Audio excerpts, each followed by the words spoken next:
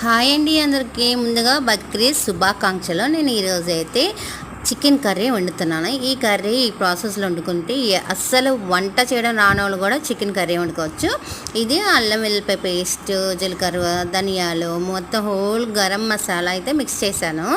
ఆ తర్వాత ఉప్పు, పసుపు, కారం వేసేసి ఆయిల్ వేసి బాగా మిక్స్ చేసుకొని తర్వాత చికెన్ వేసి ఉల్లిపాయ పచ్చిమిరకాయ వేసి బాగా మిక్స్ చేసుకొని ఒక పావు గంట పక్కన పెట్టేసేయండి. ఇదిగో నేను చూపిస్తున్న ప్రాసెస్లో చేయండి. పార్ట్ 2 నేను పెడతాను.